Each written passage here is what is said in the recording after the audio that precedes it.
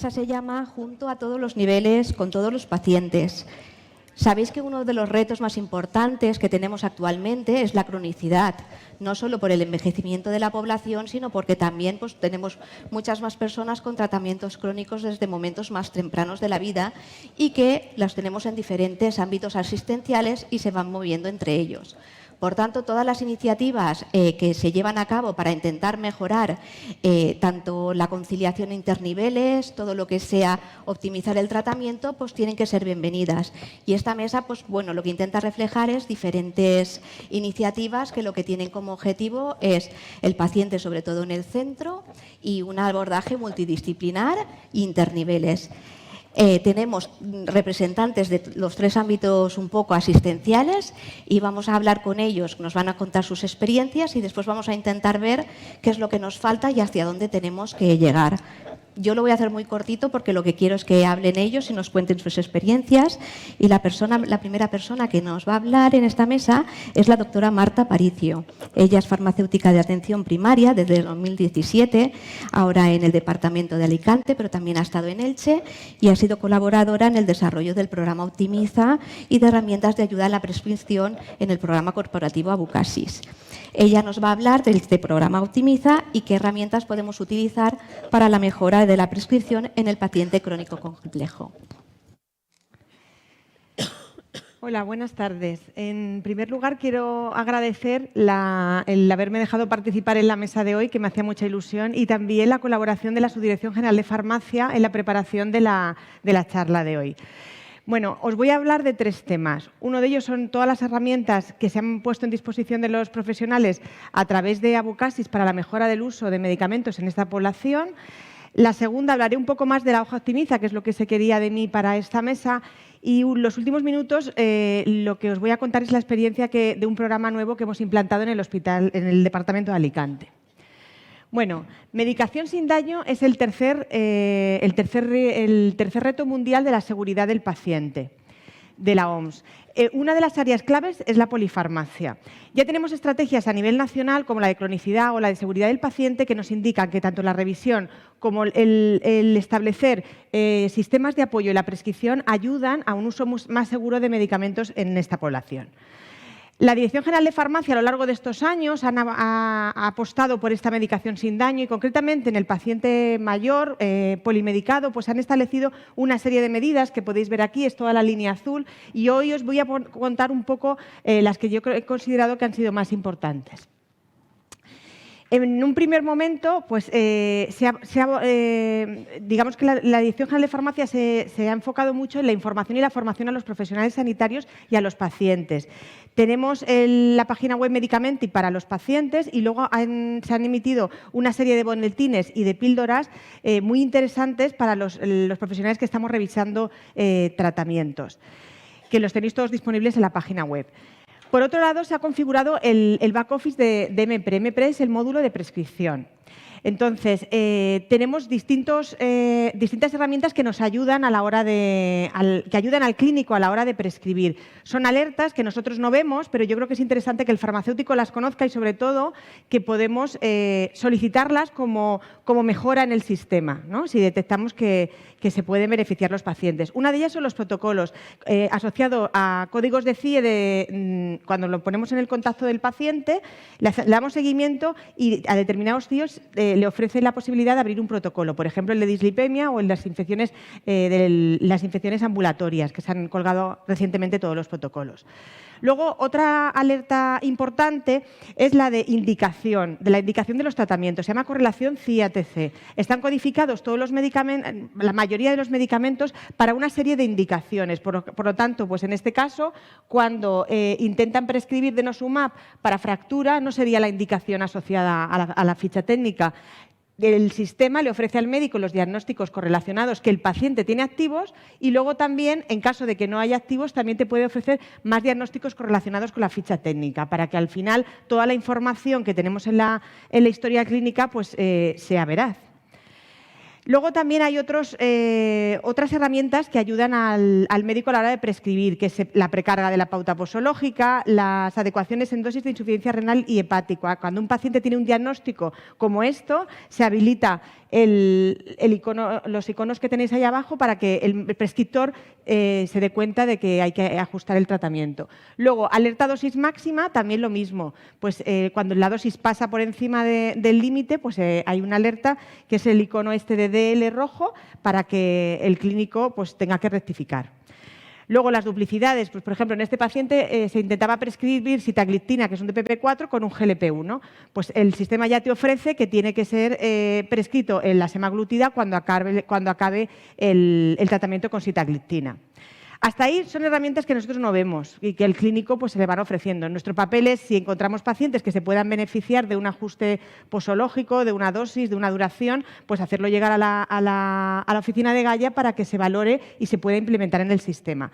Como herramientas no invasivas, que las tenemos disponibles para la revisión, y yo creo que estas son las que más nos interesan, tenemos los pictogramas que aparecen en las hojas tanto en el historial farmacoterapéutico, los veis aquí, como en el informe de tratamientos vigentes para el paciente. Pues medicamentos, por ejemplo, en situaciones especiales o medicamentos de especial seguimiento, aparecen esos iconos.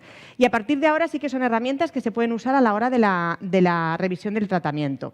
La primera es la carga anticolinérgica. La carga anticolinérgica se corresponde a este icono que veis aquí, que son 2 neuronas, solamente se activa para pacientes con más de 75 años y con una carga anticolinérgica total de su tratamiento igual o superior a 3. Lo único que tenemos que hacer es darle clic a ese icono y entonces se nos abre una ventana con los medicamentos que están afectados por la carga anticolinérgica y las recomendaciones que nos dan. En todas estas herramientas que vamos a ver a partir de ahora, el médico directamente puede entrar e interrumpir. Nosotros solamente como farmacéuticos podríamos ver. La siguiente, que es la última que han puesto ahora en marcha, es la de medicamentos con prolongación del QT. A través de la base de datos del CredibleMeds, que clasifica los medicamentos en riesgo definido de prolongación de QT o riesgo condicionado en función de los factores o los medicamentos asociados al paciente, pues se han cargado en la base de datos de medicamentos para que lo tengamos disponible. Entonces, cuando un paciente tiene algún medicamento de estos, aparece este icono, que es el corazón, y simplemente con pinchar tendríamos los medicamentos con el riesgo que tiene cada uno de ellos. Por otro lado está el cálculo de la dosis equivalente de morfina. Está claro que sobre todo yo que mi ámbito es primaria, es complicado calcular la dosis equivalente de morfina en los pacientes. Se habían dado cuenta la Dirección General de Farmacia que tenemos muchos pacientes por encima de una dosis equivalente de morfina de 90. Entonces, aquí te calcula todos los medicamentos opioides y te da la dosis total equivalente. Es importante esto, lo que se está trabajando fundamentalmente son en esta franja. Los pacientes que llevan más de 90 de DEM, pues de alguna manera hay que dejarlo reflejado en la historia por qué llevan este tratamiento. Y luego los casos de DEM por encima de 120 se está haciendo una gestión de casos en las que participa, por lo menos en mi departamento, la unidad del dolor, el médico prescriptor, la inspección de farmacia y farmacia atención primaria, para revisar si el paciente tiene que llevar esa dosis tan alta. Otra de las herramientas no invasivas es la de medicamentos potencialmente inapropiados. En el año 2020 se publicó la guía para la adecuación de la prescripción de personas mayores, en la que colaboramos un montón de profesionales de distintas categorías de la Comunidad Valenciana, en la que el objetivo era aunar en un mismo documento todos esos criterios de prescripción y criterios de seguridad, como el listado de MARC o las alertas de seguridad de la Agencia Española del Medicamento, en un solo documento, para que los profesionales lo tuviéramos a nuestra disposición. El siguiente paso fue incluir esa información dentro del sistema de prescripción. Y esto es el botón PPI. El botón PPI lo vemos aquí arriba y una vez que lo clicamos, está activo también para mayores de 75 años, te ofrece, la descripción es por medicamento y te indica el motivo, en este caso pues nifedipino, hipotensión y la alternativa, o sea qué antihipertensivos se podrían prescribir. Esta me imagino que la conocéis, pero yo creo que es importante en los iconos de adherencia tener en cuenta que es para tratamientos prescritos durante más tiempo de 180 días y se calcula los últimos 12 meses. Y no es por presentación, sino que es por principio activo. Si cambiamos de dosis, sigue calculando la adherencia. O sea, hay que tener esto en cuenta, sobre todo cuando se hace conciliación, porque, claro, si el paciente o se hacen revisiones, si el paciente empieza a cumplir, tardamos mucho en conseguir que este indicador, el indicador de color, nos cambie a verde.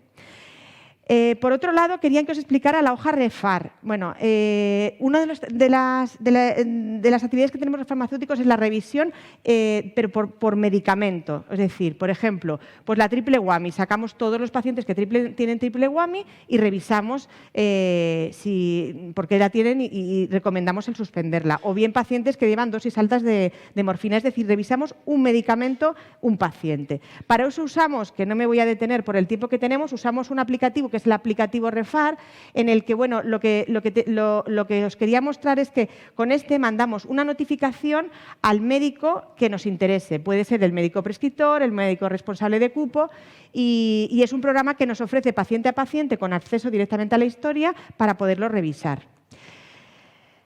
Y bueno, ya llegamos al grueso de la cuestión. La hoja optimiza. Bueno, la hoja optimiza surge como resultado. Nosotros las intervenciones que hacíamos con REFAR no quedaba constancia de la historia clínica, solamente lo veía como una notificación un médico. Entonces queríamos dar un paso más en la revisión y de alguna manera que quedara reflejada esas recomendaciones para que las pudieran ver cualquier facultativo. Entonces, la hoja optimiza, como os he dicho, que queda constancia en la historia clínica, necesita que tengamos una agenda para el paciente, en la que podamos citar al paciente. Citamos al paciente, presencial o telefónica, y entonces en cada uno de las líneas de tratamiento, en el botón de la rueda dentada, podemos agregar una propuesta de revisión. Las 4 opciones que tenemos hasta ahora son interrumpir, modificar, solucionar un problema de suministro e información adicional. Pondríamos la acción propuesta, por ejemplo, información adicional, pues un paciente con un déficit de vitamina B12 con anemia megaloblástica, pues el recomendar incluir vitamina B12 en la próxima analítica. Todo esto aparece como una serie de iconos. Y esto los ven todos los profesionales porque aparece en el historial farmacoterapéutico. Y pasando el ratón podremos desplegar qué motivo es. Pues, por ejemplo, propuesta, interrumpir tratamiento. Una vez que hemos hecho esto, pulsando este botón que tenéis aquí abajo, nos iríamos directamente a REFAR. Esto es REFAR, en donde aparecen todas las intervenciones o recomendaciones que hemos hecho, incluso si hay un medicamento, como es el caso, por ejemplo, el Celecosib, que hemos recomendado suspender por la cardiopatía isquémica que tiene el paciente, pues podemos poner las alternativas. Todo esto lo enviamos y se genera una notificación en el buzón del paciente, del médico, perdón. Una vez que lo enviamos, se nos precarga como plan en Abucasis, ¿vale? No tenemos que escribir nada. Entonces queda como un contacto de farmacia de atención primaria. Aquí tenemos otro. También podemos nosotros citar al médico, por ejemplo, de familia. En este caso lo citamos para que revisara esa intervención. Le damos cita en su agenda para que tenga tiempo para revisarlo. Y bueno, pues en los poquitos minutos que me quedan os voy a hablar un poco del programa Cronifarma, que es un programa que hemos implantado en el Departamento de Alicante. Es un programa que depende de la Dirección de Atención Primaria y que coordino yo. Este programa, el objetivo que tiene es optimizar los beneficios esperados del tratamiento, disminuir los problemas relacionados con la medicación mediante una revisión sistemática y estructurada centrada en la persona. Para ello usamos la metodología de SEFAP. Con el objetivo de obtener la mejor relación beneficio-riesgo. ¿Sobre qué pacientes lo estamos haciendo? Bueno, pues estamos haciendo pacientes que lleven más de 20 medicamentos y pacientes que tengan más de 75 años y que cumplan estos 3 criterios. Nivel 3 de cronicidad, más de 10 medicamentos y un índice de complejidad que hemos diseñado en nuestro departamento. Ese índice de complejidad, lo que da peso a ese índice son los ingresos hospitalarios, las urgencias, los contactos ambulatorios en primaria y los contactos en especializada. Cuanto más número de contactos tenga el paciente, más peso tiene. Con esto nos ha permitido la integración de un farmacéutico en el centro de salud, que de momento tenemos solamente uno de los centros habilitados y vamos un día a la semana. Tenemos una consulta en la que tenemos una agenda y nos podemos ir citando los pacientes. ¿Cómo trabajamos? Bueno, pues nosotros hacemos primero una revisión inicial en el hospital. Una revisión de toda la historia clínica y también del historial farmacoterapéutico. Aquí lo podéis ver. La manera de registrar la información que nosotros recogemos, hacemos una hoja de evolución para un diagnóstico que es anciano frágil y nosotros escribimos todo en ese diagnóstico. Una vez que lo escribes en la hoja de evolución, se te carga aquí directamente como observaciones en el contacto de Abucasis. Una vez que tenemos claro todo y hemos revisado todo el paciente, lo que hacemos es hacer una cita presencial con él.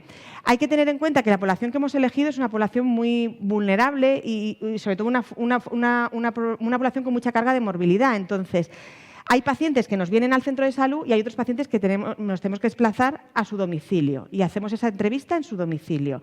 En esa entrevista lo que hacemos es una valoración multidimensional, una valoración clínica, una valoración social, una valoración también mental y emocional y luego una valoración funcional. Aquí el apoyo de enfermería es fundamental porque muchos de estos pacientes todas estas valoraciones ya las tienen hechas previamente.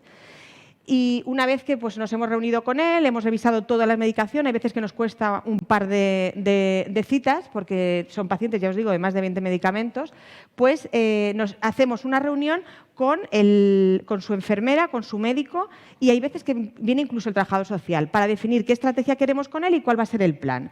Y esto ya se concatena con una serie de citas que hacemos entre el medicina de familia, enfermería y nosotros, farmacia. Cualquier intervención lo vamos cargando en Optimiza, poco a poco, no las cargamos todas de golpe. Y luego registramos, pasados 6 meses, tenemos un registro de ingresos y visitas a urgencias fundamentalmente. El futuro de Cronifarma creemos que está no solamente en trabajar en atención primaria, sino que también poder recibir la derivación de pacientes de atención especializada, que a lo mejor cada 6 o cada 12 meses tienen consulta. Entonces, en todo este tiempo, pues es fundamental que el farmacéutico siga ese tratamiento. Luego, pacientes con cambios muy sustanciales en el tratamiento. La conciliación al alta está claro que se hace en el hospital, pero yo creo que es fundamental que se siga en primaria. Yo cuando trabajaba en Alicante no estamos, pero cuando trabajaba en Elche con Carmen pasaba esto. Ella nos daba el relevo de aquellos pacientes que no habían conseguido los objetivos de prescripción o pacientes que eran con más sospecha de mala adherencia para que se siguieran en primaria. Luego, el trabajador social es una fuente de pacientes con problemas relacionados con medicamentos. Entonces, ellos también pueden citarnos pacientes. Las residencias de tercera edad concertadas, hasta ahora lo que estamos haciendo, no estamos haciendo revisión de esos pacientes, pero sí que las altas de primaria al centro de salud, a la residencia sí que estamos intentando hacer esa revisión. Y por último, ligarlo con las oficinas de farmacia, con esa evaluación, pues facilitarles los SPDs y compartir objetivos. Por último, yo creo que las áreas de mejora y coordinación que creo que tenemos que trabajar son establecer unos circuitos integrados en la historia clínica para resolver aquellos problemas relacionados con la medicación de atención especializada, que hasta ahora es a golpe de teléfono, y que quede constancia en la historia clínica. Conectar esa conciliación que se hace en el hospital con esa conciliación que hacemos en primaria, en esa semana después del alta, y por otro lado implementar programas de seguimiento en colaboración con la oficina de farmacia. Es decir, que esos objetivos que se deciden en ese equipo de primaria sean trasladados también a la oficina de farmacia, que al fin y al cabo es otro profesional sanitario que atiende al paciente. Esto es todo lo que os quería contar. Muchísimas gracias y espero que os haya sido interesante. Muchísimas gracias, Marta, por ceñirte al tiempo, porque sé que es muy difícil condensarlo todo. El siguiente ponente es el doctor Juan Peris Martí, que es jefe de servicio de farmacia sociosanitario de La Cañada. Él ha trabajado ya, es un referente en la atención farmacéutica en el paciente crónico complejo e institucionalizado y ha trabajado mucho por una atención basada en el paciente y en la colaboración multidisciplinar entre profesionales. Él nos va a hablar sobre atención centrada en la persona, en el paciente institucionalizado y esa integración en los dichos equipos. Adelante, cuando quieras. Muchas gracias por la invitación. Ay, perdón. Y nada, os voy a contar la experiencia o cómo intentamos enfocar nosotros desde los servicios de farmacia sociosanitarios la atención al paciente crónico complejo o al paciente frágil que tenemos en las residencias.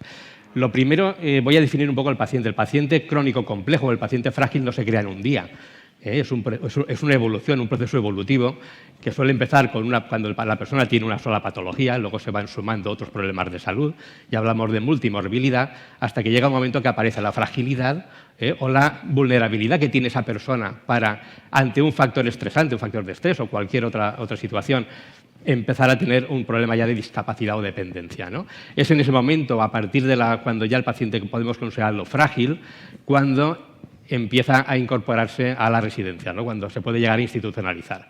En ese proceso Es evidente que al principio, cuando solo tiene una patología, vamos a poder utilizar las guías clínicas de tratamiento y entonces no hay complejidad en cuanto a cómo tratar a esa persona, pero conforme va progresando en la fragilidad y en su dependencia, sí que tenemos que empezar a cambiar ese concepto. Ya no podemos utilizar la misma intensidad terapéutica, ya no podemos ser tan agresivos porque vamos a agravar esa dependencia y tenemos que empezar a diseñar un tratamiento mucho más individualizado. ¿Y qué características tiene este paciente? Al final es un paciente con una multimorbilidad y dependencia moderada severa, que además va a ser en muchos casos irreversible, y eso lo tenemos que detectar, si vamos a poder recuperar o no a esa persona, esa capacidad. Si va a tener limitaciones para las actividades básicas de la vida diaria, lo que es el aseo, vestirse, desplazarse a los sitios. También vamos a tener muchas personas con deterioro cognitivo, moderado, avanzado, y algunos de ellos con síntomas psicoconductuales relacionados con la demencia. Los síndromes geriátricos van a ser un problema importante porque van a marcar mucho la calidad de vida que van a poder tener estas personas. Estamos hablando del riesgo de caídas, de la polifarmacia, la incontinencia, las úlceras por presión, la malnutrición. Otra característica muy importante a tener en cuenta es que la hospitalización no es un recurso aconsejable, es decir, normalmente agrava su situación de base con la que entra, soluciona el problema agudo con el que entra, pero disminuye luego su capacidad funcional o aumenta su dependencia. Y si lo transformamos en un índice de fragilidad, en qué línea, o sea, en qué grado de fragilidad estamos hablando, la mayoría de nuestros pacientes se encuentran entre una fragilidad de 0,3-0,7, es decir, leve moderado hacia avanzado. ¿Y cómo integramos la atención farmacéutica desde el servicio de farmacia en este ámbito? ¿No? Eso voy a intentar explicároslo. Es decir, nosotros cuando empezamos con los servicios de farmacia, empezamos igual que lo habíamos aprendido en el hospital. Es decir, nosotros establecimos un proceso, una organización que se marcaba o se intentaba adaptar al proceso farmacoterapéutico clásico, que empezaba con el diagnóstico, había una prescripción y el farmacéutico se incorporaba al proceso en la validación del tratamiento.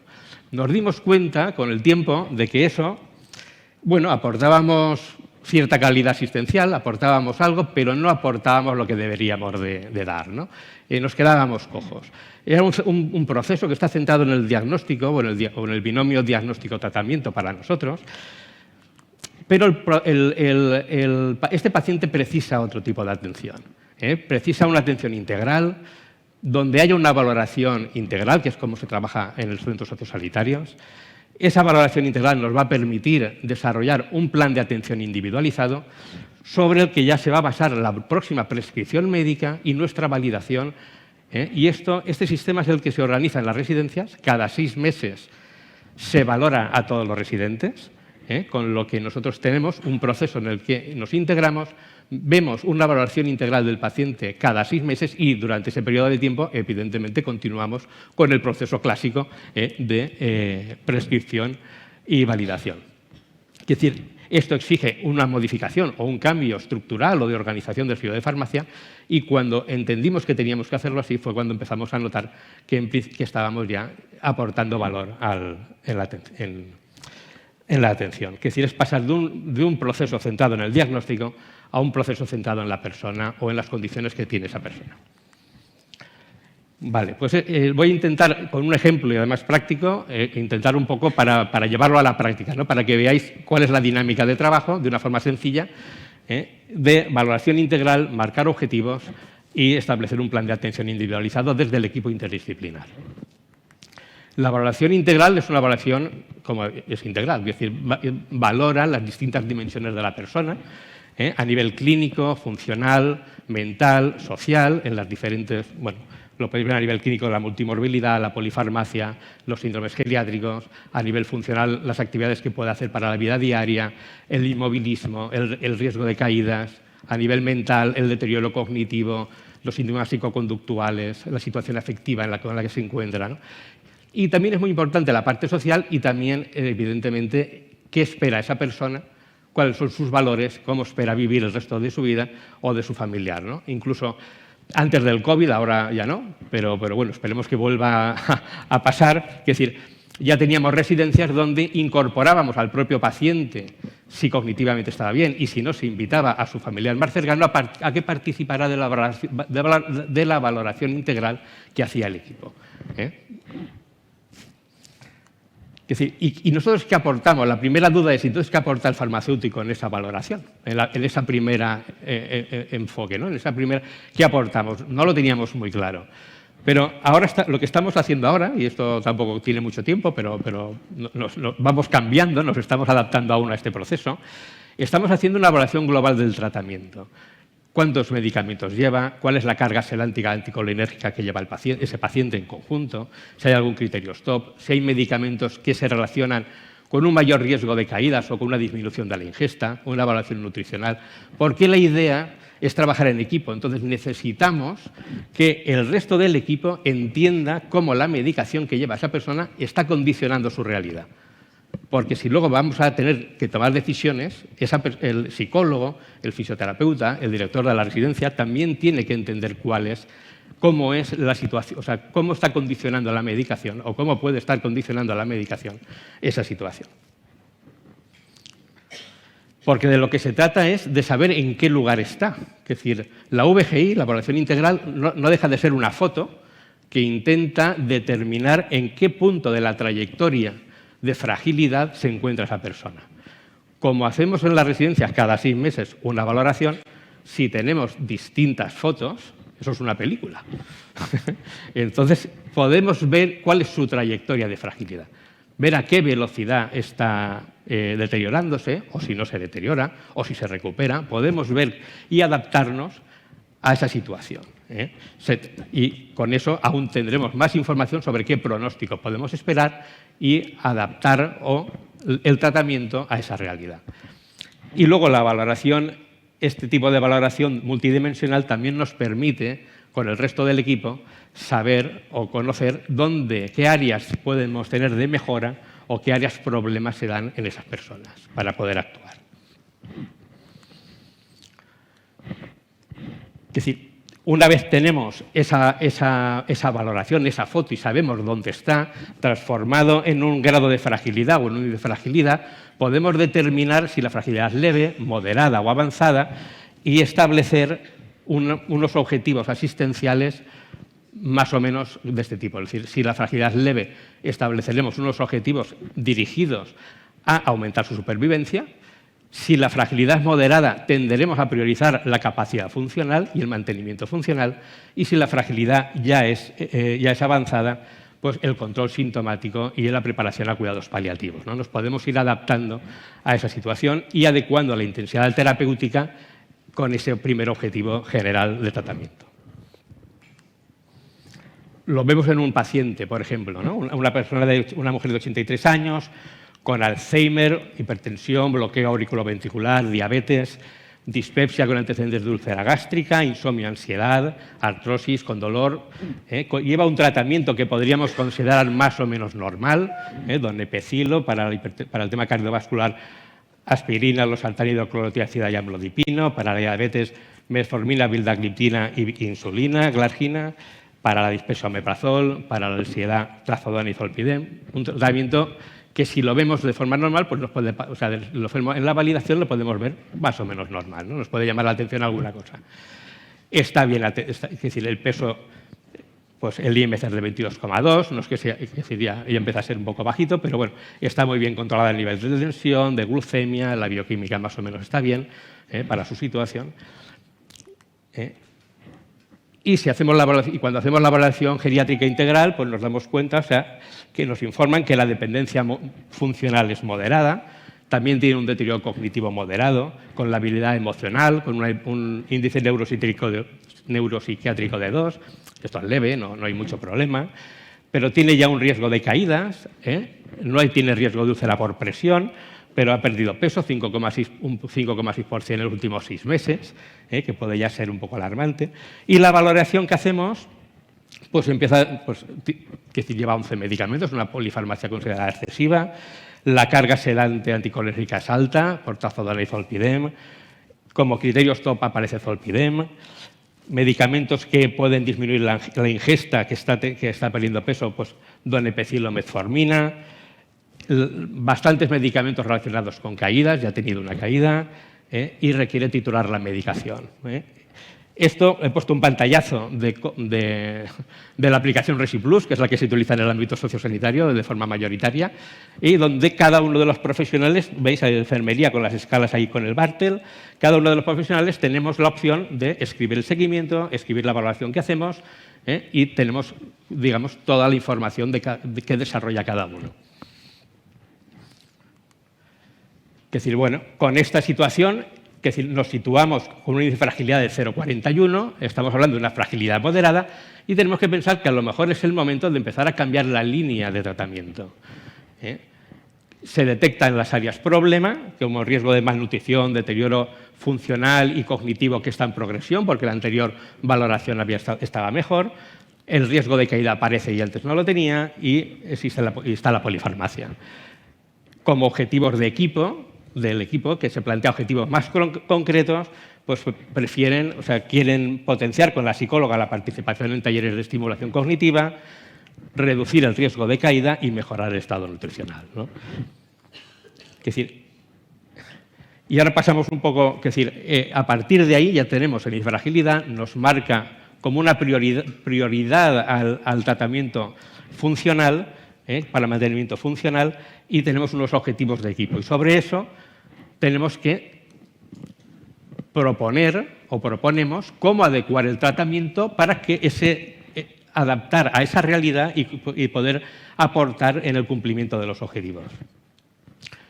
Ahora lo estamos dividiendo en 6 categorías: una nueva necesidad por un problema de salud que ha aparecido, marcar una intensidad terapéutica distinta porque los objetivos son distintos, de prescripción porque hay algún medicamento que ya no es necesario y se puede prescindir de él, el ajuste de dosis por función renal, la adherencia a disfagia, o sea, cambiar forma farmacéutica porque hay un problema de adherencia o de disfagia o parecido, y luego el tema de la nutrición.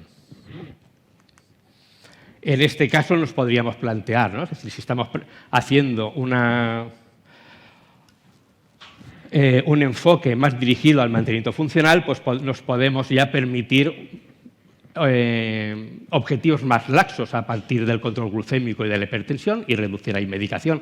Y si reducimos medicación, reducimos riesgo de hipotensión o riesgo de hipoglucemias, con lo que podemos disminuir el riesgo de caídas.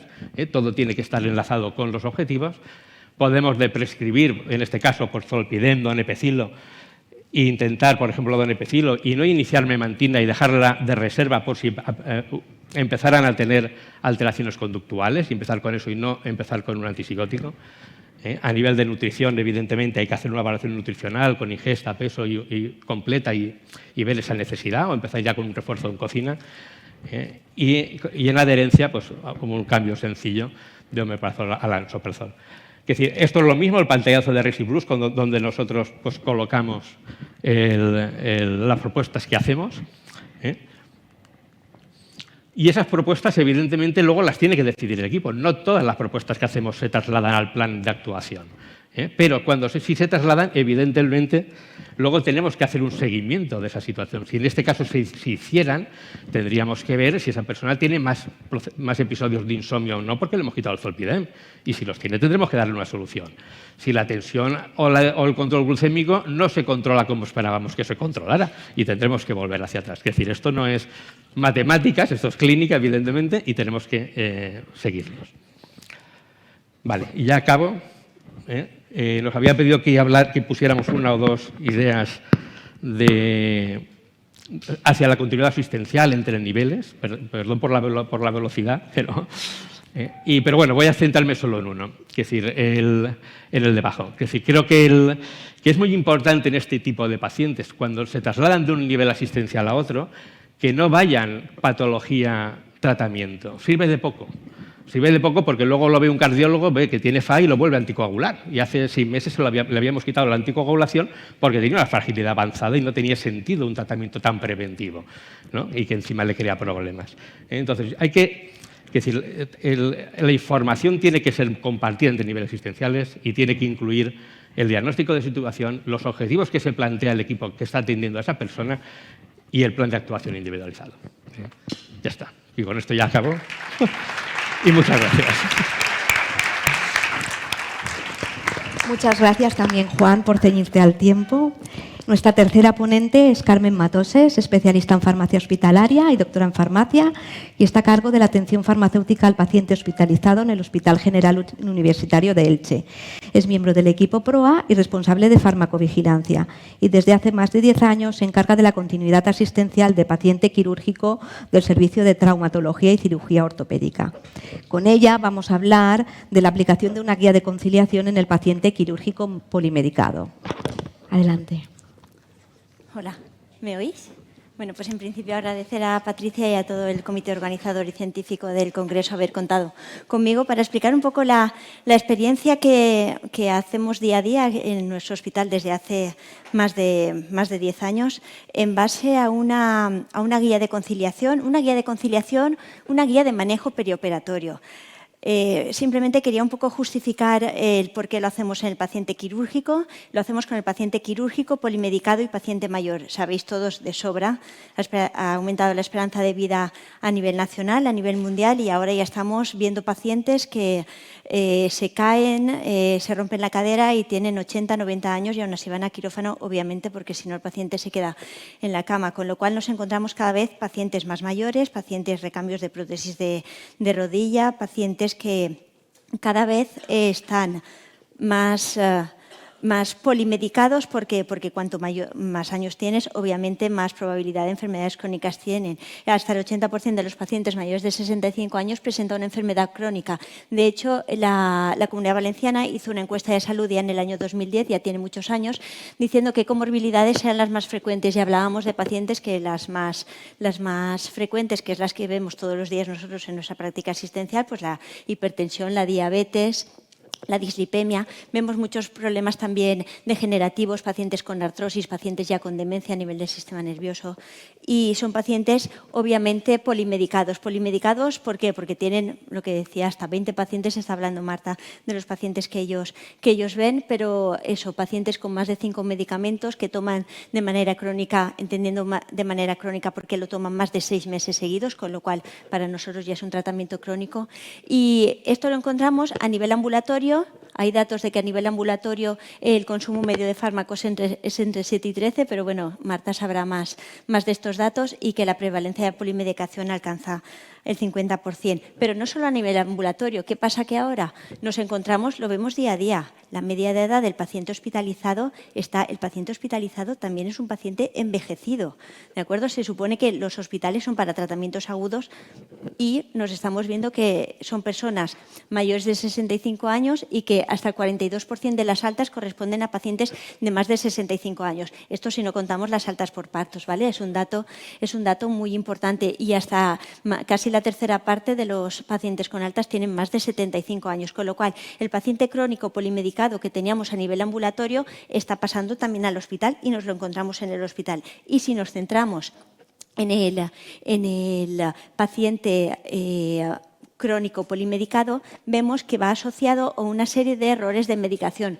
porque el Instituto para el Uso Seguro de la Medicación, todos lo conocemos, el ISMP, dice que existen errores de medicación hasta en el 67% de las prescripciones que encontramos a nivel hospitalario, discrepancias con lo que el paciente llevaba a nivel crónico, a nivel ambulatorio, con lo cual tenemos aquí una serie de diferencias. A nivel ambulatorio tengo el paciente con un tratamiento y llega al hospital y tiene otro tratamiento. Si es un paciente médico, obviamente se da por hecho de que es el médico quien revisa todo el tratamiento médico habitual que lleva el paciente, porque aquí lo importante es el tratamiento farmacológico. Si nos centramos en un paciente quirúrgico, lo importante, entre comillas, es obviamente la cirugía del paciente, es lo más urgente.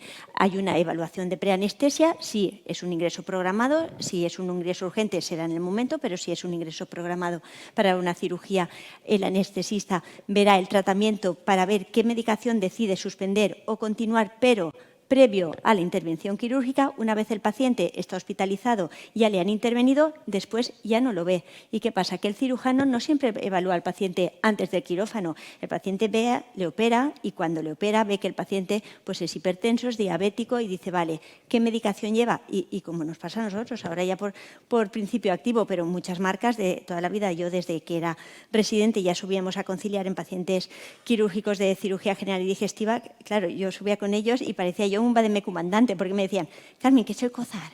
Carmen, ¿qué es el VALS? Carmen, ¿qué es tal? Porque, claro, no sabían, obviamente no están acostumbrados a un manejo de la medicación crónica habitual.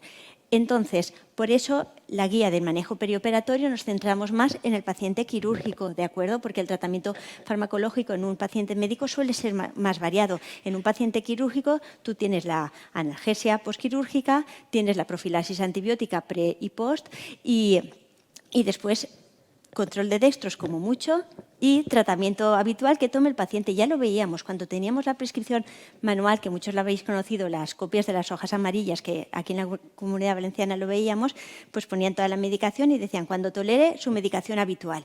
Y decías, bueno, pues... Y te llamaba la enfermera, ¿y qué toma? Antes no teníamos abucasis, no podíamos ver lo que tomaba el paciente. Pues a raíz de eso surgió la idea. Es decir, hay que conciliar al paciente quirúrgico. Pero claro, no solamente decir conciliar, vale, el paciente toma un antidiabético, lo voy a continuar. No. Ya no solamente se trata de listar y decir esto lo continúa, esto no. Tendremos que tener una base científica para decir que tengo que continuar y que no. ¿De acuerdo? Porque tenemos un paciente intervenido, puede hacer riesgo de hemorragia, puede hacer alguna interacción con algún medicamento de los que tome, o no nos hemos dado cuenta de que lleva una medicación, se ha retirado o no lo hemos entrevistado correctamente y decimos, ostras, pues lo llevaba y lleva 3 días sin tomarlo, a lo mejor ha pasado por reanimación, ha estado allí 3 días y alguna medicación no ha tomado, con lo cual nos vamos a centrar por eso en el paciente quirúrgico. Tenemos datos, el 44% de los pacientes quirúrgicos toma alguna medicación crónica antes de la cirugía. Y el 33% de la medicación hay datos de que no es reiniciado por diferentes motivos. Yo me centro en el paciente quirúrgico de cirugía ortopédica. Ahora también hemos avanzado y hacemos pacientes de urología y algunos pacientes de neurocirugía. Pero es lo fácil. Yo me he ido a lo fácil. Yo no hago conciliación en el paciente de cirugía general y digestiva. ¿Por qué? Porque el paciente no tolera la vía oral ni hoy ni mañana. A lo mejor está con nutrición enteral, nutrición parenteral y es mucho más complicado. Nosotros, el paciente quirúrgico de trauma, tolera la vía oral a las horas. Yo, si el paciente lleva un betabloqueante y hay que continuar, pondré el bisoprolol o el atenolol porque es una de las medicaciones que no se puede suspender.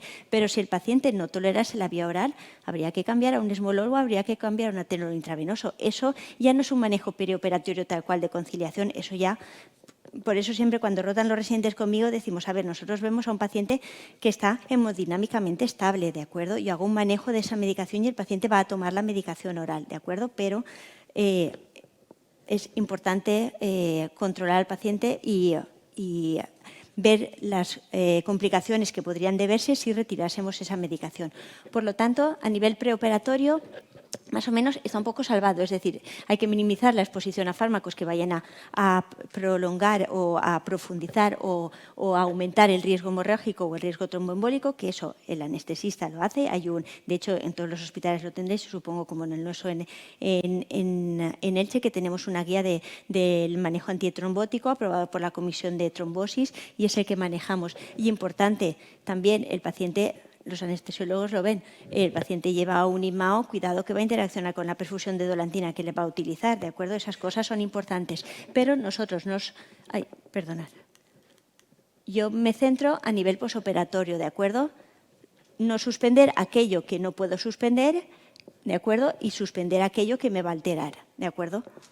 Para ello hay que ver el medicamento, pero como decían antes también ellos, no me voy a centrar solamente en el medicamento y en la patología, hay que ver al paciente. Tenemos que tener las tres ideas básicas para individualizar cada uno de los medicamentos en el paciente. Tengo que ver qué medicamento es, para ver si tiene una semivida larga, tiene una semivida corta, si tiene síndrome de retirada, si interacciona, si hay riesgo hemorrágico después, si un paciente está doble antiagregado porque tuvo un evento cardiovascular en el último año, el anestesista ya le habrá suspendido el clopidogrel y se lo habrá cambiado por Adiro si hay que continuarlo, pero después, a la hora de continuar, el paciente tendré que continuarle la DIRO y informarle de que cuando se vaya de alta ya podrá reiniciar el clopidogrel. Pues esas cosas son importantes.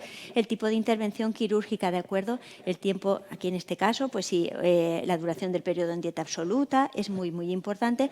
Y el paciente, ahí, cuando vas a entrevistar al paciente, a ver, con la hoja de tratamiento que sacamos de Abucas, es imprescindible siempre sacarla y corroborarlo con el paciente mediante una entrevista. Pues no, es que eso me lo mandaron la semana pasada, eso no lo tomaba antes. No, esto ya lo tomo desde hace mucho tiempo. Pues importante ver toda esa evolución de esa patología, la severidad y qué grado de control ha alcanzado. Y ahí también vemos la adherencia. No, eso no me lo tomo. Uy, ¿eso lo pone ahí? Ah, pues sí. Ah, pues no, eso no me lo tomo. Entonces, es muy importante las cosas que analizamos. Pues con lo cual, en base a todo esto, ¿qué hicimos? Pues elaborar un documento sobre el manejo perioperatorio de los medicamentos más habituales en las enfermedades crónicas. Empezamos con una mini guía. Pues vale, pues empezamos clasificando pues, los antihipertensivos, los antidiabéticos, los antidepresivos, a ver qué había que hacer cada uno de ellos. ¿De acuerdo? Y la primera vez que empezamos a utilizarla, evaluamos el impacto clínico. Porque ¿de qué se trata? Se trata de ver resultados en salud. Es decir, yo lo que quiero ver es que el paciente, no por la intervención o por haber suspendido el tratamiento o haberlo continuado, haya prolongado su estancia hospitalaria o una mala conciliación o una mala continuidad asistencial prolongue la estancia hospitalaria. Y lo que tampoco quiero es que una información al alta inadecuada, como lo que habíamos dicho, provoque que el paciente reingrese a los pocos días o acuda al servicio de urgencias porque tiene dudas, ¿de acuerdo? Entonces, hicimos un pequeño estudio y analizamos el impacto clínico y después la satisfacción del resto del personal sanitario sobre nuestra intervención, es decir, al traumatólogo y a enfermería de la unidad que les parecía, ¿de acuerdo? Vale, pues la guía lo que hicimos, pues para elaborarla, pues lo que hacemos todo, búsqueda bibliográfica y porque vas a ficha técnica y le pones manejo perioperatorio y pocas, no vamos a encontrar nada, prácticamente, menos alguna de las que sean de que provoque hemorragias o eso, ahí encontraremos algo. Pero en realidad hay poca información en las fichas técnicas, revisiones sistemáticas cada vez. Se utilizan muchos anticuerpos monoclonales, pacientes con artritis y artrosis, y ahora ingresan y los ves. El paciente de Crohn, los pacientes con dislipemia que llevan el Repata, el Alirocumab y los encuentras que ingresan. Entonces, hicimos una guía de continuidad en el tratamiento del paciente quirúrgico para continuar y la estructuramos de la siguiente manera. La hemos estructurado por clasificación ATC. En cada uno de ellos, en cada uno de los grupos, lo que hacemos es definir los beneficios de continuar y el riesgo de suspender de cada uno de ellos y cuál es la decisión final de continuar o suspender y algún comentario, ¿de acuerdo? Con lo cual es muy importante para cada uno de ellos. Esta guía está en continuo movimiento, es decir, siempre hay fármacos que dices, vas a buscar el fármaco en concreto y dices, uy, pues no está, pero no está bien definido. Entonces, tiene que estar, que está actualizada continuamente. Y lo bueno que hicimos es que esta guía fue aprobada y revisada por la Comisión de Farmacia y entre ellos el Servicio de Anestesiología, ¿de acuerdo? Y luego, pues nada, pues tuvimos un premio y pues muy contentos. Entonces, os cuento ahora un poco el estudio que hicimos, el antes y el después, para ver realmente si nuestra intervención era buena o no era buena. ¿Cómo lo miramos? Pues resultados en salud. Quiero deciros una cosa.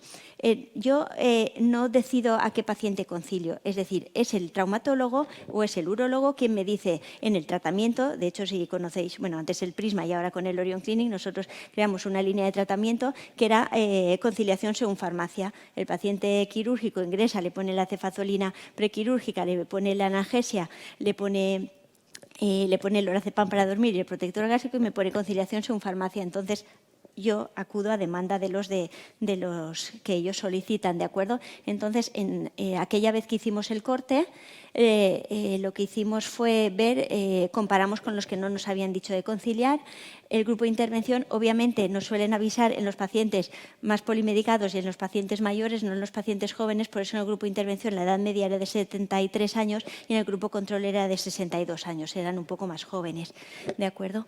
Y vimos pues, lo que hemos visto antes en las estadísticas que os he dicho, que los pacientes tenían entre 3 y 4 comorbilidades mínimo por paciente, que las comorbilidades más prevalentes eran hipertensión, diabetes, dislipemia, pacientes cardiópatas y, fijaros, hasta el 50% de los pacientes tomaban entre 5 y 9 medicamentos y un 13% entre 10 y 14 medicamentos de tratamiento habitual, con lo cual nuestra población es tal cual está reflejada en los estudios. Intervención de continuar o suspender, también la clasificación, pues obviamente más hipertensión, más del grupo C, mucho paciente con depresión, también mucho fármaco del grupo N, y vimos que en el grupo intervención la estancia hospitalaria era de 5 días y en el grupo control 4 días, pero también aquí hay muchos factores. A ver, esto hay que cogerlo con pinzas, es decir, es nuestra intervención, pero también hay otros factores, si el paciente se complica, no se complica, que podrían aumentar la estancia hospitalaria. Y bueno, esto en principio esto era del estudio antes, pero lo que... Ay, perdonad. Esto era de la estancia hospitalaria y la del reingreso, y la tasa de reingreso. La tasa de reingreso en el grupo intervención, en el que hicimos, era del 4,55%, tasa de reingreso al mes, ¿de acuerdo?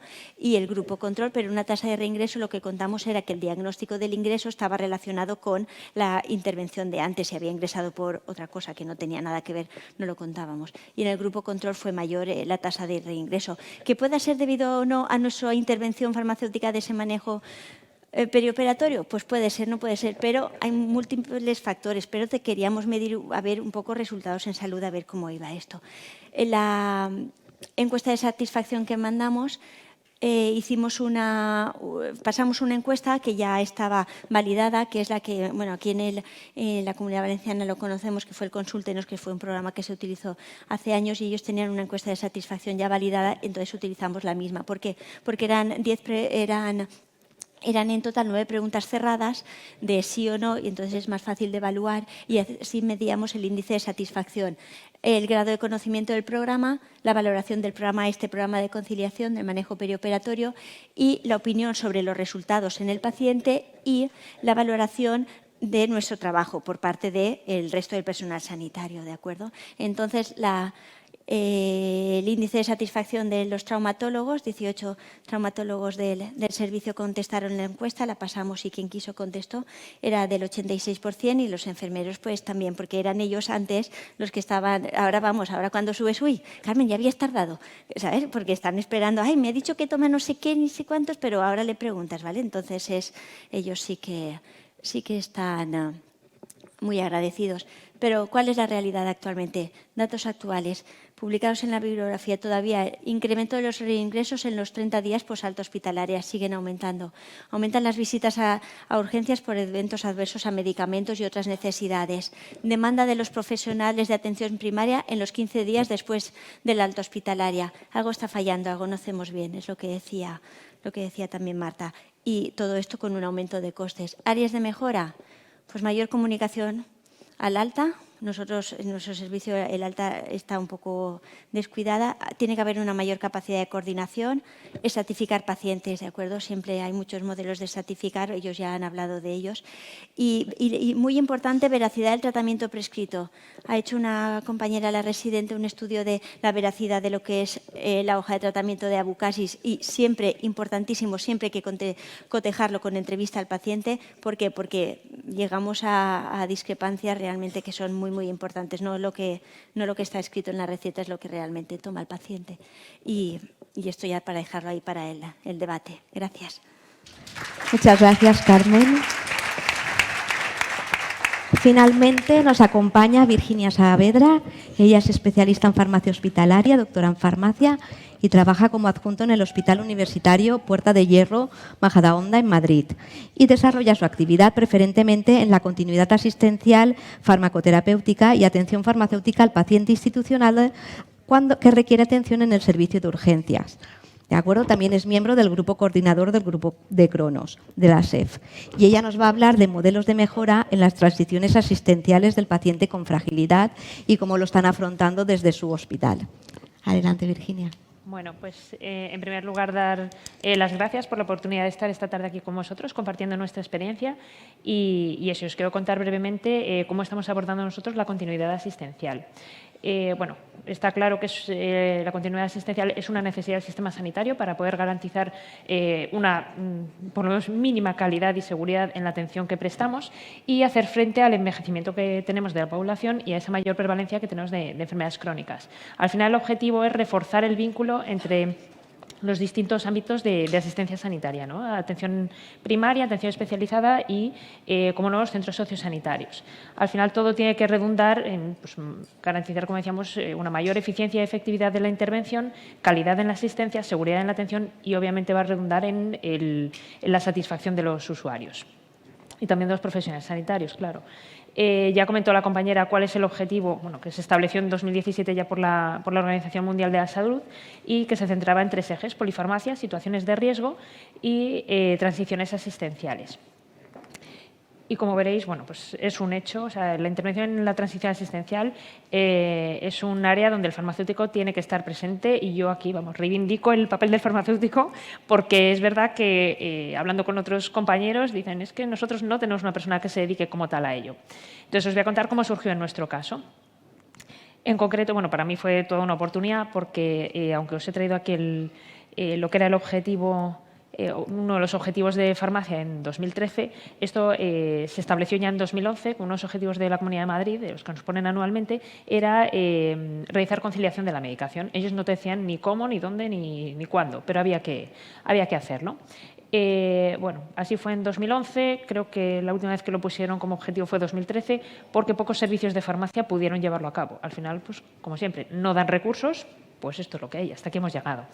En mi caso, para mí fue una oportunidad porque 2011 finalizo residencia y me dicen, si te quieres quedar tienes que montar un plan para conciliación de la medicación. Entonces, lo que hicimos fue ponernos en contacto con el servicio de urgencias y plantear cómo consideraban o qué perfil de paciente era el que creían que se podía ver más beneficiado. En nuestro hospital tiene como peculiaridad que es el área de asistencia sanitaria tiene pues, bueno, más de 100 centros sociosanitarios al que damos cobertura.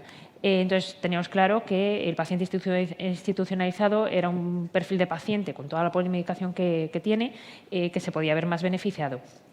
Además, ya estamos haciendo algunas introducciones en los centros sociosanitarios de cara a tratar al paciente dentro de estos centros con medicamentos de uso hospitalario y administración intravenosa. Entonces, bueno, pues era un poco ir incrementando esa intervención en este perfil de pacientes. También se había hecho un estudio en el servicio de urgencias donde habían visto que estos pacientes, o en general los pacientes ancianos, requerían, digamos, un tiempo más prolongado de asistencia en urgencias, requerían mucho más recursos, era más complejo de valorar y, bueno, pues de alguna manera consideraban que estaba peor tratado que el paciente adulto en general.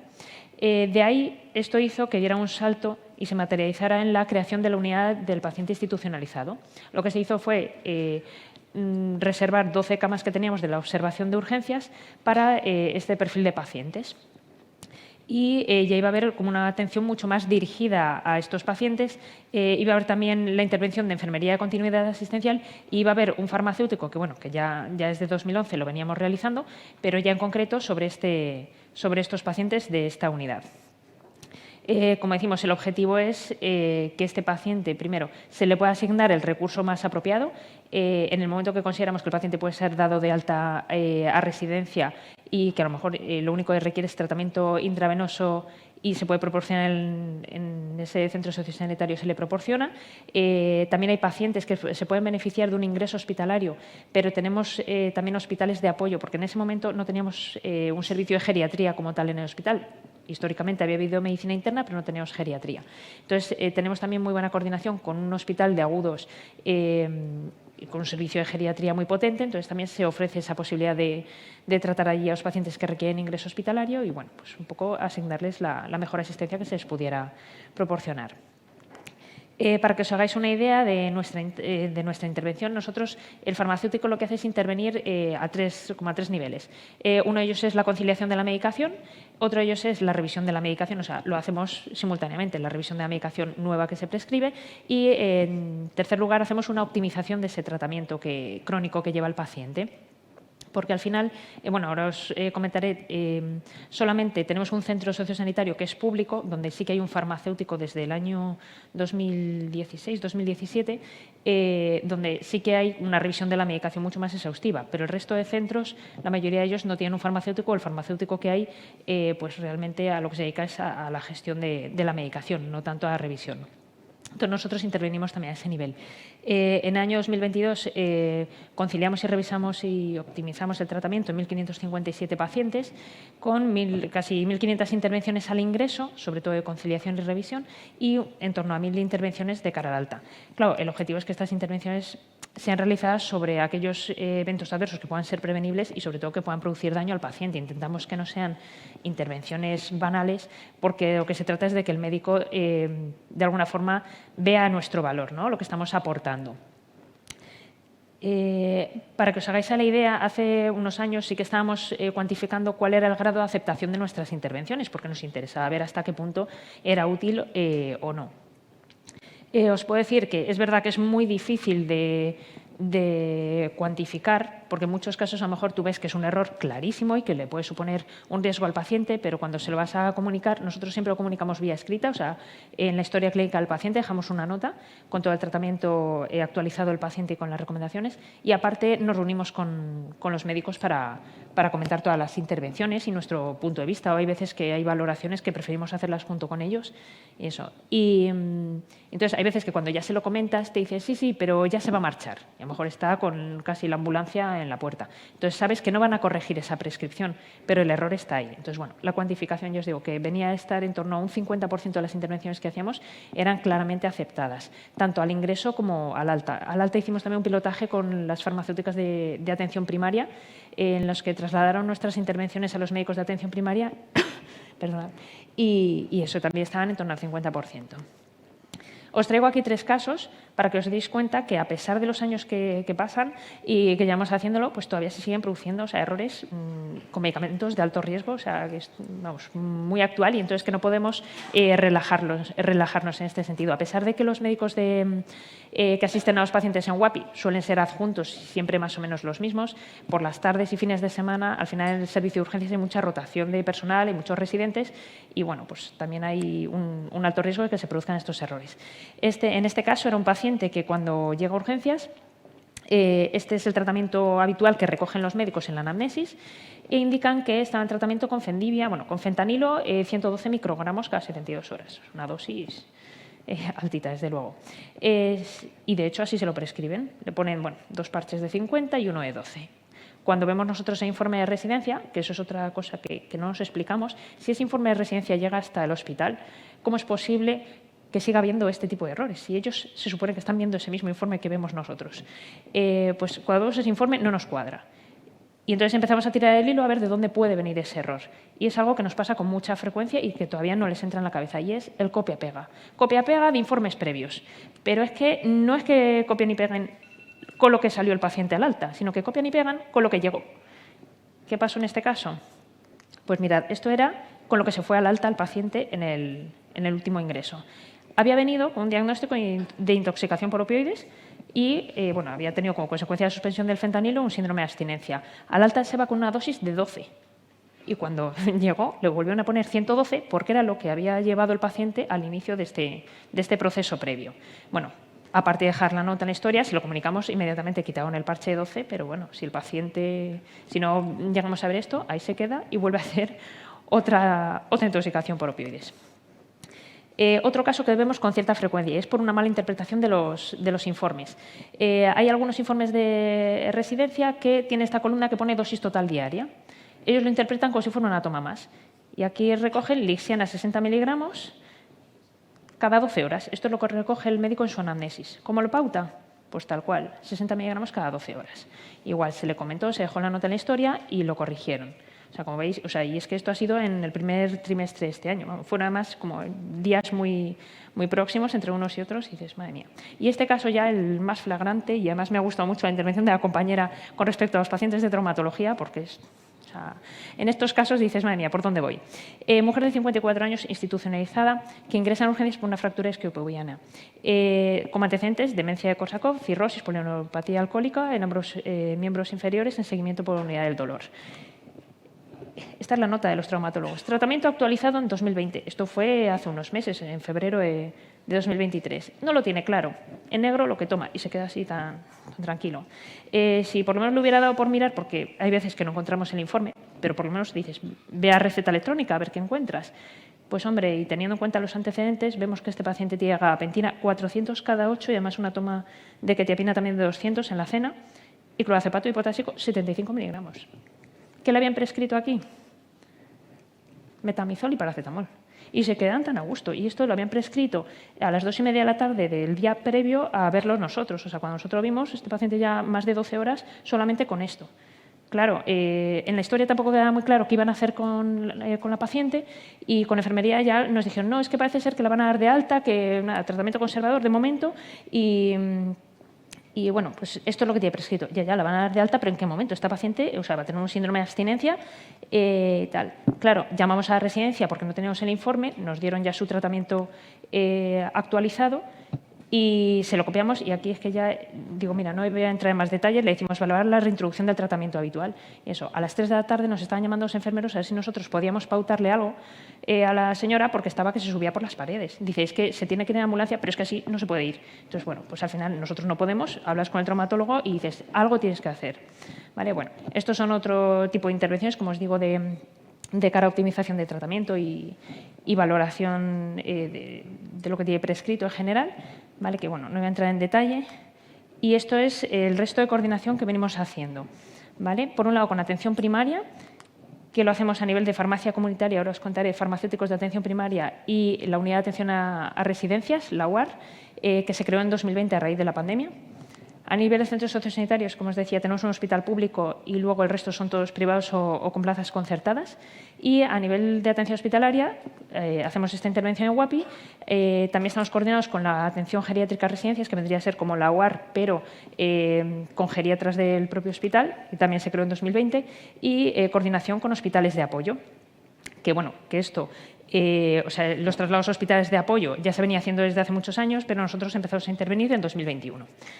Con atención primaria, nuestra coordinación con la farmacia comunitaria son, al fin y al cabo, contactos esporádicos. No tenemos una coordinación muy intensa con ellos. Son situaciones excepcionales que puedan requerir, pero sí que los tenemos presentes, por ejemplo, como en esta ocasión con un plan de gestión de riesgos que nos ha solicitado su Dirección General de Farmacia, como es en los errores de metotrexato.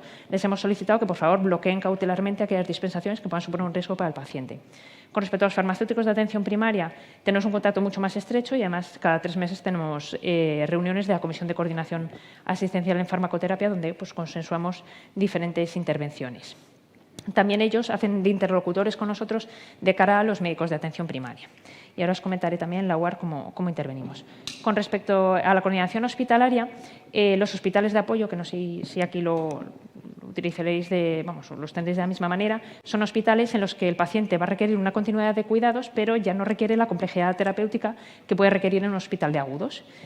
Entonces, nosotros lo que hacemos es que todos los días Trabajo Social nos informa de los pacientes que van a ser trasladados y revisamos el tratamiento que tiene pautado en ese momento y vemos si el paciente requiere, por las necesidades que puedan tener en el centro de destino, la dispensación de algún tratamiento, o bien porque sea medicación de pacientes externos y sean tratamientos crónicos que debemos dispensar nosotros, o simplemente por facilitarles un poco esa medicación en la transición asistencial. El año pasado revisamos el tratamiento de 327 pacientes, que viene a ser un 83% de los pacientes trasladados, y 86 de ellos requirieron algún tipo de intervención. No todos ellos requirieron medicación, pero sí algún contacto con el hospital de destino. Bueno, traslados en torno a 12 centros son en los que venimos interviniendo y los principales servicios: medicina interna, neurología, traumatología, neurocirugía y geriatría, ¿vale? Post-ictus, cirugía de cadera. En la coordinación con centros sociosanitarios, sobre todo, lo que tenemos es un contacto muy estrecho. Muchas veces son fuente de información y tenemos que solicitar esa información para la conciliación de tratamiento en UAPI. Coordinamos la gestión de medicamentos, como os decía, para poner tratamientos antibióticos intravenosos en los centros, o ahora también la gestión de dietoterápicos en los centros de más de 100 camas. Las intervenciones que hacemos en UAPI al alta se las comunicamos al farmacéutico del centro público, porque muchas veces nos ayuda a que lleguen a los médicos de este centro. Y bueno, pues actuamos de alguna manera entre unos y otros como interlocutores de la atención hospitalaria. Con la UAR estamos también en contacto estrecho y lo que hacemos es comunicarle también las intervenciones que hacemos sobre los pacientes de los centros que ven ellos. Y a nivel hospitalario, aparte de la UAPI, tenemos ese contacto estrecho también con los geriatras del equipo de atención geriátrica residencia, geriatras y enfermeras, y sobre todo para la coordinación de esos tratamientos que vamos a hacer luego en los centros. Nuestra idea es también comunicarles estas recomendaciones de UAPI. Ahora, ya que se han creado 3 equipos de atención geriátrica residencias, es comunicarles todas aquellas intervenciones que hacemos al alta y que muchas veces no es competencia de los médicos de urgencias. Como próximos proyectos, que no son propios del servicio de farmacia, sino del servicio de urgencias, pero que de alguna manera, siempre nos tienen presentes, y cada vez que presentan algún proyecto es dinos qué recursos necesitáis, decidnos todo aquello en lo que nos podéis apoyar. Estaría hospitalización domiciliaria, que bueno, lleva 2 años escrito y planteado el proyecto a la gerencia, pero hoy por hoy no nos anima todo este tema de recursos. Y la unidad de fragilidad, que ya se ha empezado a montar, pero que todavía, bueno, pues le falta un buen impulso, pero ya es un hecho. Y además, ahora con el apoyo del Plan de Atención Integral a la Fragilidad, que se publicó ya el año pasado en la Comunidad de Madrid. Como áreas de mejora, o lo que consideramos nosotros donde debemos poner el foco, es en fomentar esa documentación adecuada de la información farmacoterapéutica del paciente, y también en tener personas de referencia entre nosotros, entre los farmacéuticos, con los que podamos comunicarnos ágilmente. Porque muchas veces dicen, no, esto lo lleva el de pacientes externos. No, es que para esto te tengo que pasar con el de cualquier formulación magistral. Entonces, entre nosotros creo que tenemos que tener una persona de referencia de cara también a nivel interno, a nivel de los servicios del hospital, que puedan identificar a aquella persona que les puede facilitar esa transición asistencial del paciente. ¿Vale? Y nada más. Muchas gracias.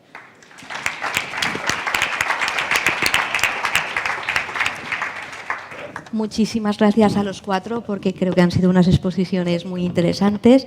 Sé que vamos muy mal de tiempo, pero bueno, voy a preguntar a la audiencia si alguien quiere hacer alguna pregunta. ¿No? Pues bueno, pero me vas a permitir, porque como somos los últimos, no nos deja nada, les voy a decir que en 1 minuto cada uno de ellos nos diga qué propuesta haría de cara a futuro para mejorar la atención en este paciente frágil y mejorar sobre todo pues sus tránsitos asistenciales y sus trayectos vital. Muy cortito, pero para finalizar, si no me dejáis. Bueno, Sí, vale. bueno, si quieres empezar por ahí. No, por aquí, por aquí. Bueno, a ver, yo más o menos es que lo he dicho. Yo lo que yo veo día a día es la coordinación con atención especializada, que sí que de momento no la tenemos trabajada, y bueno, también un poco trabajar la conciliación también con el hospital. Yo creo que es importante. Y luego el tema de las oficinas de farmacia sí que lo veo un poco más complicado, porque claro, ahí el compartir información con alguien que no es del sistema es más delicado, creo. Pero bueno, yo creo que sí que son los 3 puntos que pienso que es el futuro, ¿no? en el programa que nosotros tenemos. Yo, a ver, es muy complicado, pero a ver, yo lanzaría 2 ideas. Una, establecer una línea, o sea, como un conjunto mínimo de datos, no sé cómo llamarlo, pero una información básica que determine cómo es qué categorización o qué fragilidad tiene esa persona y qué objetivos terapéuticos se plantean, para que independientemente del nivel asistencial se sepa cuál es la línea a seguir. Yo creo que eso es básico. Si ingresa, si va al centro de salud, si está en la residencia, es básico que se siga en la línea pautada. Y eso a nivel electrónico, evidentemente, en la historia clínica. Y luego, a nivel hospitalario, porque es un problema el ingreso en este tipo de estas personas, el crear unidades de geriatría o tener áreas, como comentaba también ahora en la última exposición Virginia, es decir, áreas asistenciales para el paciente crónico complejo o para el paciente frágil. Es decir, esa trayectoria dentro del hospital es necesario que sea lo más corta posible, incluso si puede no ingresar mejor, y tender hacia eso. Bueno, pues las áreas de mejora claramente sería, a nivel hospitalario, sería la estratificación de pacientes. Te encuentras entre 400, 300 las camas que tenga cada hospital y no sabes por dónde empezar, te los vas encontrando. Está revisando interna, está revisando, entonces, clave, estratificar pacientes para poder intervenir, y después el otra área de mejora es la comunicación con primaria, con el farmacéutico de primaria de cara al alta, Tú haces conciliación al alta, pero no deja de ser un listado, usted puede tomar esto, tal, pero el problema que hayas encontrado hay que solucionarlo al momento y comunicarlo. Eso nos falta por parte. Yo también estoy de acuerdo en esa comunicación con primaria o con los centros sociosanitarios, es nuestro hándicap. Nosotros llevamos peleando porque haya, no sé aquí cómo lo tendréis, pero allí en la Comunidad de Madrid hay e-consulta desde atención primaria especializada, pero no es bidireccional. Entonces, y desde especializada tú no puedes poner una e-consulta al médico de primaria. Entonces, yo no hago más que quejar al director de continuidad asistencial diciendo, ¿y cuándo va a llegar? Te dicen, sí, están en ello ya, pero es una necesidad a día de hoy. Yo ahora mismo, cuando alguna compañera de pacientes externos veo un paciente, ellas suelen también mirar el tratamiento crónico y consideran que puede haber un alto riesgo por alguna interacción, eso me la comunican. Intentamos trasladársela al médico de primaria para que le llegue, aunque se lo comentas al paciente, pero que parta también de nosotros, y es muy difícil hacer llegar esa información. Por eso también esa buena relación que tenemos con los farmacéuticos de primaria favorece, pero al final en el día a día es que necesitas mucho tiempo para todo ello. Entonces, claro, los sistemas informáticos nos tienen que ayudar también en ese sentido. Sí. Lo que se hace, porque todo es a golpe de teléfono y al final pues surgen luego problemas. Pues muchísimas gracias a todos vosotros por vuestra paciencia y vuestra atención, y muchas gracias.